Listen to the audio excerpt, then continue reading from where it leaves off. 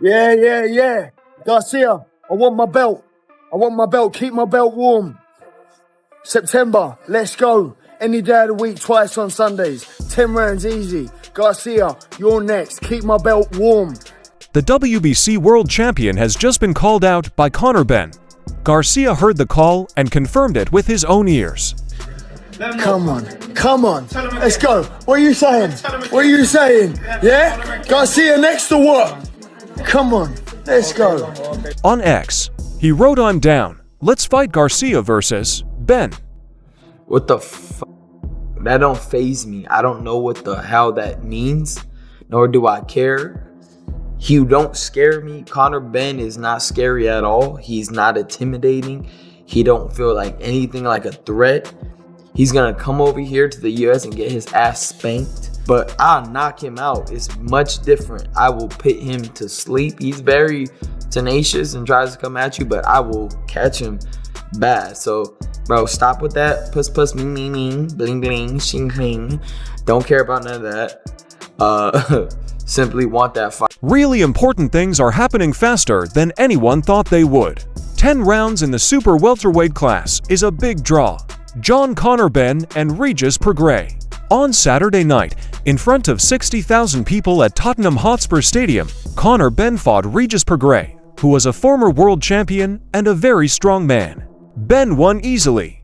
All three judges agreed on the outcome with scores of 98 to 92, strong and clean. When the last bell rang, Benn did not wait for the reporter. No, he didn't wait for the noise to stop. Taking the mic, he pointed it at the man with the belt. He wants it more than anything else in the world.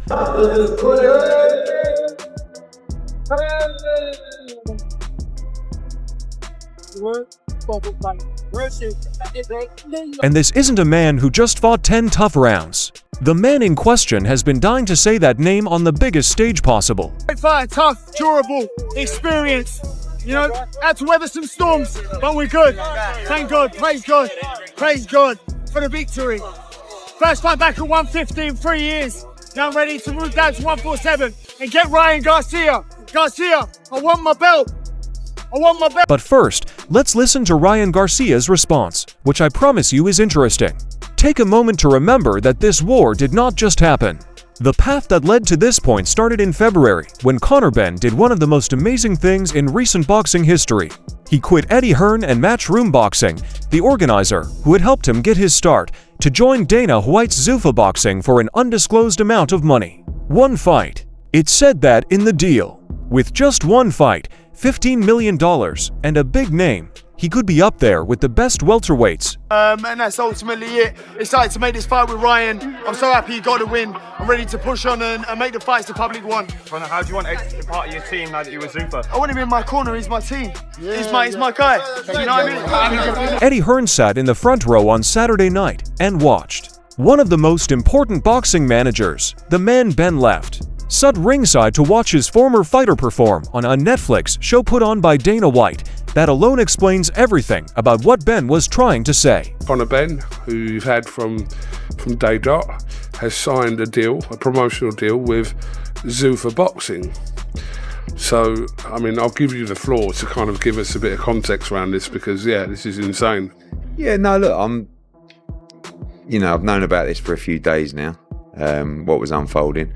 I actually received an email from Conor Benn's lawyer to make me aware of it. That I'm not going to sit here and hang Conor Benn out to dry. But I got to be honest with you, me personally, pretty devastated. Things start to get interesting now. Before Prograis even hit Benn, he was already talking about Garcia. He talked to the press and said, "I think Garcia is good for boxing. I think he's a character and fun to watch, but he's also a risk." That's not just a passing thought. That's a message that was planned. Benn put a seed in the ground. After the Prograis war was over, that idea grew into a full-on call that people all over the world heard. Listen, a lot of people have been asking me about Garcia. A lot of people have been asking me about the future. That future doesn't happen unless I handle business on Saturday.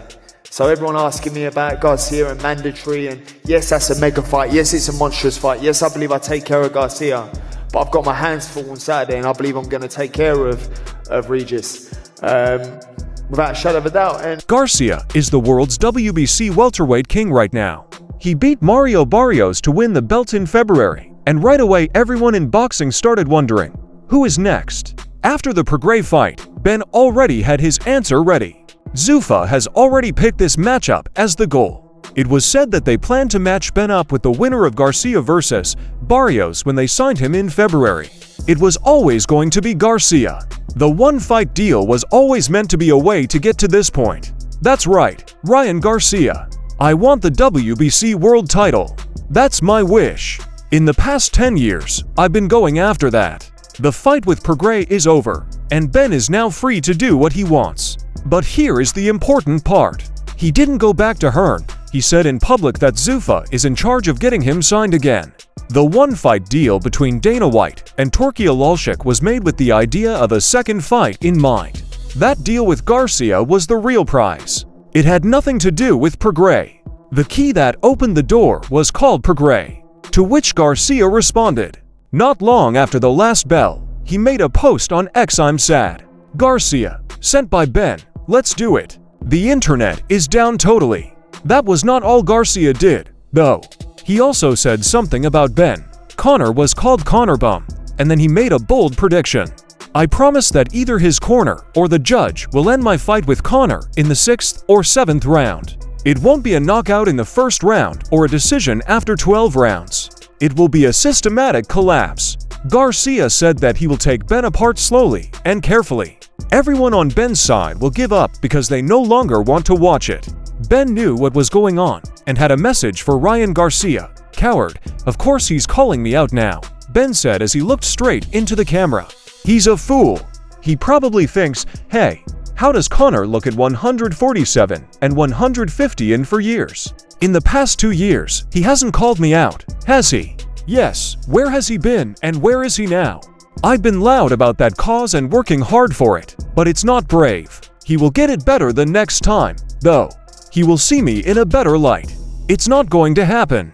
I did everything I needed to do in there tonight. I'm leaving in 6 weeks. I haven't reached this weight in for years. It's true what they said. Garcia held on. He agreed to fight after seeing Ben work hard to beat a sick 37-year-old Prograis at 150 pounds. Ben's point is easy to understand. Garcia only agreed to fight because he thinks he saw something. And Ben thinks he knows how to handle any problem Garcia brings up. He calls me out now, he's a coward. He probably thinks, oh, you know, has Conor looking at 147, 150 in 4 years? You know, he weren't calling me out for the past 2 years, was he? Yeah. Where's he been? You know, while I've been vocal and actively chasing that fight. It's cowardly, but you know, he can get it next, and he'll get a better version of me. Yeah. I mean, I done what I needed to do in there tonight. I ran out on 6 weeks' notice, a weight I haven't made in 4 years. You know? There are huge differences of opinion among fans, and the noise on social media shows just how big this fight will be. There are people who love Garcia and saw Ben fail to close the show against a faded Prograis. These people are screaming that Garcia ate Ben alive. Ben's camp, on the other hand, focuses on the size, strength, reach, and power. Ben once got too big for the welterweight class. He fought at 160 pounds welterweight and beat Chris Eubank Jr. twice.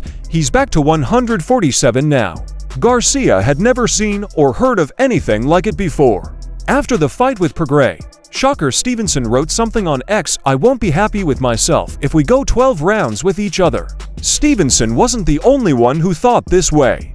A lot of fighters and experts who saw Prograis' performance wondered if Ben was really ready for the best welterweights. Conor, what do you think? What do you think about that Ryan fight? Yeah, I think he's a great fighter. What a great performance. But ultimately, you know, Ryan can get it next. I believe that's the plans. If he wants it, he can get it next. So yeah, let's get it done. This is what those naysayers miss. For the past 2 years, Ben has fought at middleweight. He admitted that he had lost weight to fight Prograis. He hadn't fought at that weight in 3 years. Ben, who weighs 147 pounds, will be bigger and stronger than Garcia in the ring. And that situation is really risky. There's something more going on than this. Conor's dad, Nigel Benn, was a very tough boxer from Britain. He held the WBC super middleweight title in the 1990s and was feared by many. That belt is special to me. When Conor Benn says my belt, he's not just talking about what he wants. He is talking about a family tradition. He wants to carry on the work that his father began. That kind of drive isn't clear from the story on the tape. Garcia, on the other hand, is not going into this without being ready. The man has been through his own fire. A ban on drugs, a terrible loss to Rolando Romero, and a path to redemption that ended with WBC gold. His speed is great, he can quickly put together combinations, and he can work behind a jab before exploding, which has already ended lives. Earlier, he's the mandatory, I guess, or not, the #1 guy for Ryan Garcia. Ryan said, hey, let's do it. How do you think that fight looked? Did you see Conor fight earlier today? I did see him fight, and look, Conor's Conor. I didn't see him as active or as fresh when he fought Eubanks.